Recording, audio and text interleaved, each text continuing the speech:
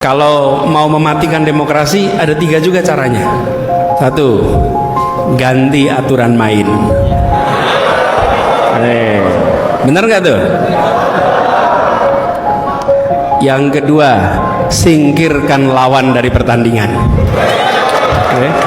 Jangan sampai ikut pertandingan. Yang ketiga, kuasai wasit.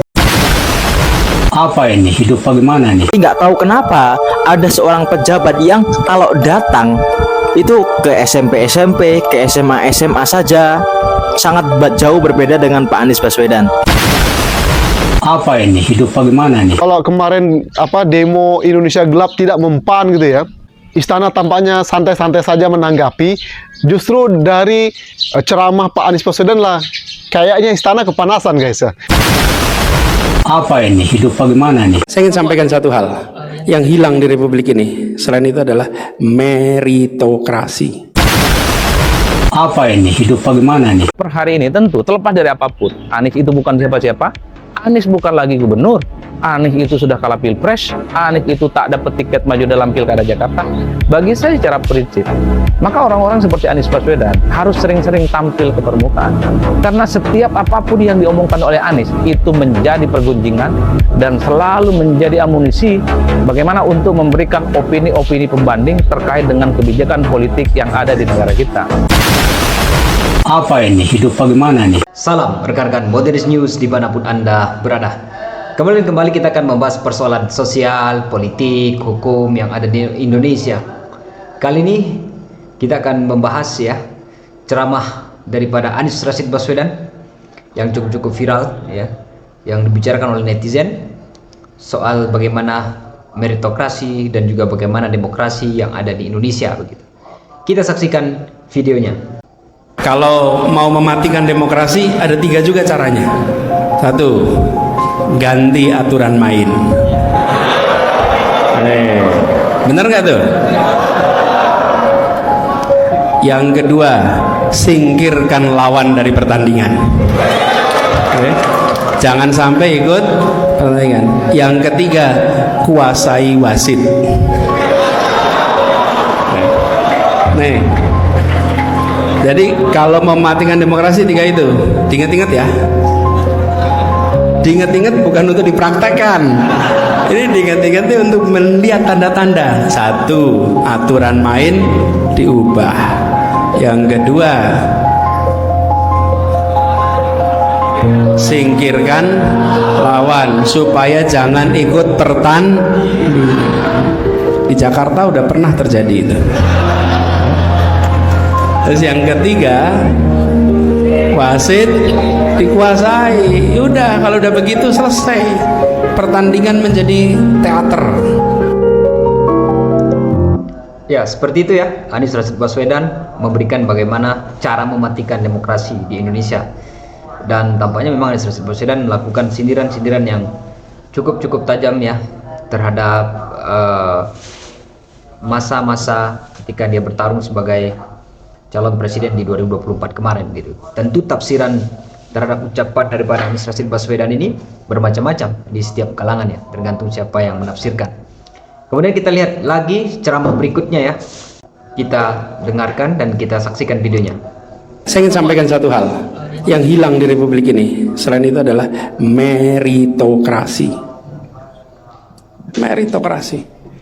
Ketika kita menerapkan meritokrasi, itu yang tadi saya sampaikan, ketika 4 khalifah itu dipilih, meritokrasi nah musyawarahnya itu, musyawarah. Ketika Abu Bakar As-Siddiq radhiyallahu anhu dipilih, itu berdasarkan syura. Sayyidina Umar, Sayyidina Uthman, Sayyidina Ali, itu meritokrasi, rapat, diskusi, dicari yang terbaik di antara semua. Bahkan ketika Sayyidina Umar menjelang wafat, dia mengatakan jangan sampai anak saya ikut di dalam salah satu calon pengganti saya. Sayyidina Ali mengatakan jangan sampai anak saya ikut di dalam salah satu pengganti saya.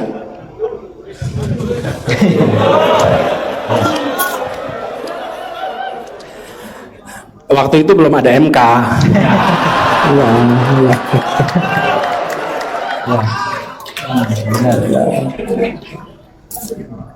Untung belum ada MK.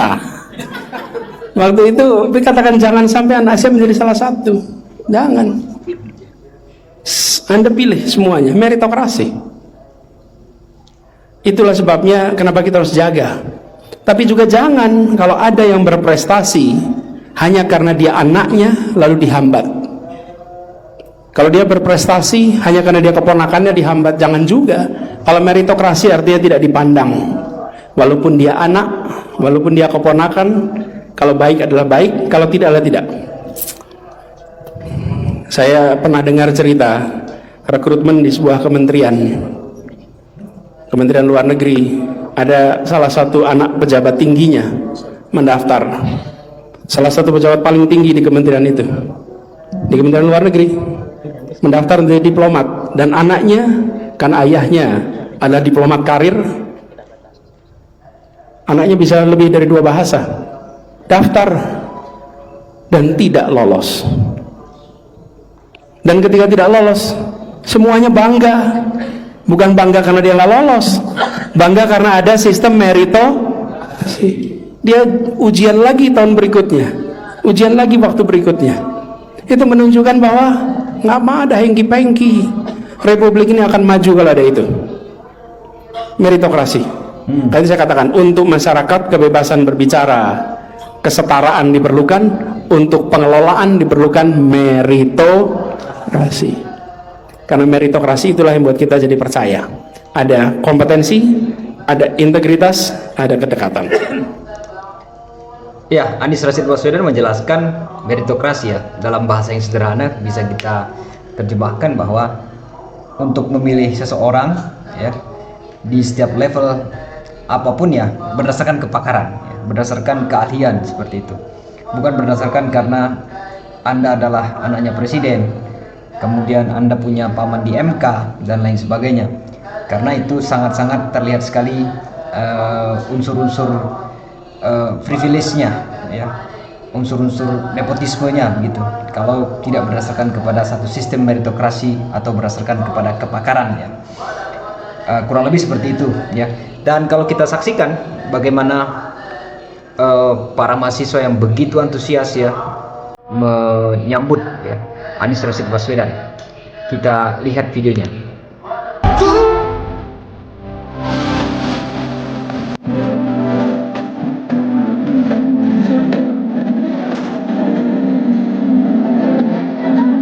Ya, tampaknya mahasiswa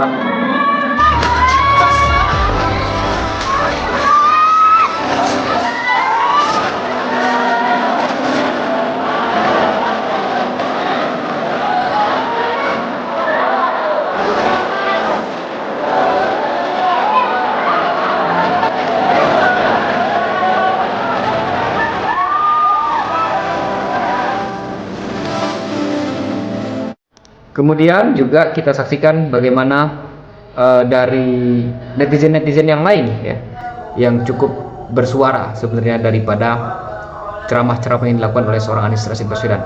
Kita saksikan videonya. Per hari ini tentu terlepas dari apapun, Anies itu bukan siapa-siapa.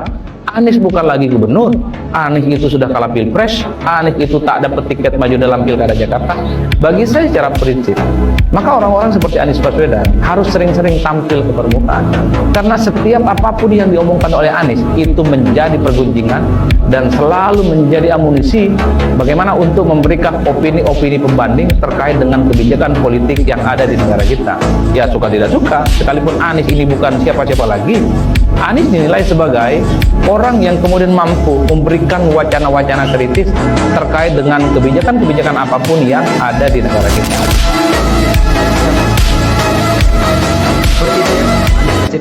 Baswedan ya, apa yang diucapkan itu menjadi opini pembanding ya.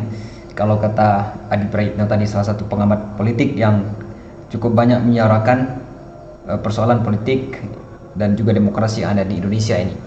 Nah, memang viral daripada ceramah Anies Baswedan ini salah satunya menyebabkan orang-orang istana ya merasa bahwa Anies ini over ya, terlalu over menggunakan masjid untuk melakukan semacam pidato-pidato politik gitu ya. Salah satunya ya dari Menteri Kehutanan ya, Raja Juli Sentil Anies ya, soal ceramahnya. Kita lihat videonya dan kita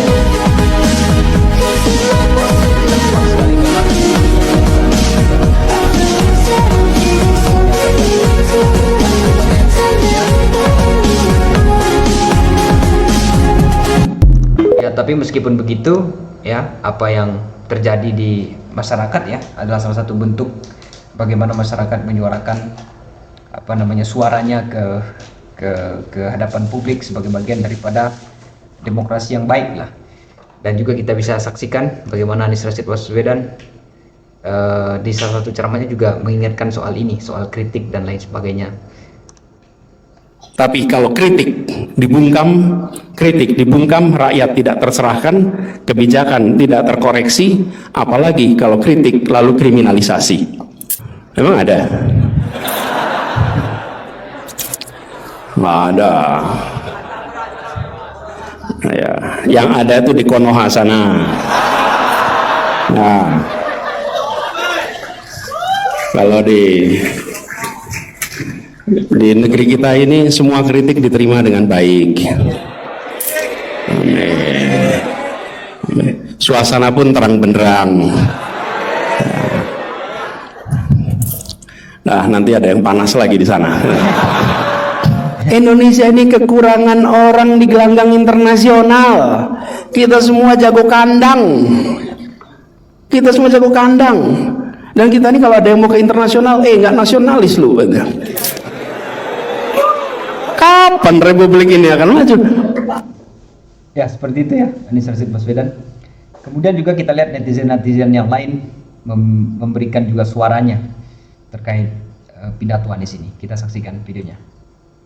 Kalau kemarin demo Indonesia Gelap tidak mempan gitu ya, Istana tampaknya santai-santai saja menanggapi. Justru dari ceramah Pak Anies Baswedan lah, kayaknya Istana kepanasan guys ya. Benar nggak sama Indonesia?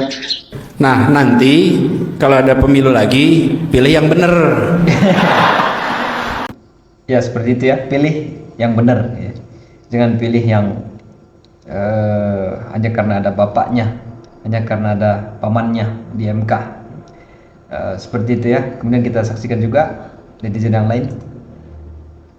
Widih, gila banget sih Pak Anies ini, ya Allah, subhanallah. Jadi kemarin Pak Anies tuh habis sholat tarawih dan juga ceramah sekalian di Masjid UGM. Dan kalian lihat sendiri nih, subhanallah, banyak sekali orang yang sampai berdesak-desakan. Bahkan ada orang yang sampai mengabadikan, yakni adalah desakan intelektual, ada yang bilang terhimpit kecerdasan. Dan saya yakin banget Pak Anies ini setiap datang ke berbagai macam kampus tuh banyak sekali dicintai oleh para mahasiswa.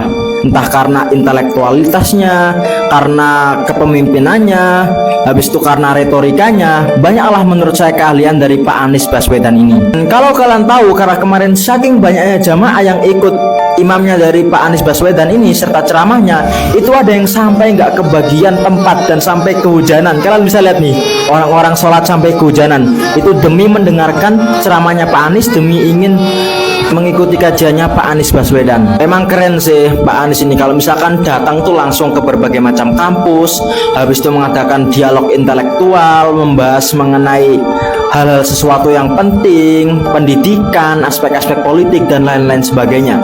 Tapi nggak tahu kenapa ada seorang pejabat yang kalau datang itu ke SMP-SMP, ke SMA-SMA saja, sangat jauh berbeda dengan Pak Anies Baswedan. Dan saya pun terngiang-ngiang sama komennya satu orang ini, yakni ya juga ya, kalau misalkan kenapa ada orang lulusan UGM yang sudah sukses jadi presiden itu nggak diundang di sana di Masjid UGM, tapi malah yang gagal yakni Pak Anies yang diundang ke UGM. Coba dong buat kalian yang tahu kenapa yang gagal yang malah diundang ke Masjid UGM, tulis di kolom komentar. Ya, mana yang gagal yang diundang ke UGM katanya. Ada alumni yang berhasil, tetapi sampai sekarang ini belum diundang-undang juga ke UGM gitu untuk memberikan ceramah ya. Siapa yang dimaksud ya mungkin netizen itu lebih tahu lah siapa yang dimaksudkan itu tadi. Nah, itulah beberapa ya hal yang memang harus kita lihat dan juga kita saksikan ya, bagaimana proses politik yang terjadi di Indonesia memang cukup memberikan kita satu pelajaran penting ya, terkait bagaimana kekuasaan itu seharusnya dijalankan dengan sistem meritokrasi seperti yang dijelaskan oleh Anies Rashid Baswedan, berdasarkan kepada kepakaran, jejak-jejak kepemimpinan, dan juga wawasan ya ataupun intelektualitas yang harus dimiliki oleh seorang pemimpin ya. Jadi untuk berikutnya ya, di tahun 2029 kita harus benar-benar memilih pemimpin yang benar-benar benar ya, bukan benar-benar hanya karena persoalan-persoalan yang berkaitan dengan privilege semata atau sesuatu yang berdasarkan aturan-aturan yang dirubah atau sedemikian rupa seperti itu. Demikian rekan-rekan, terima kasih dan selamat menjalankan aktivitas kembali.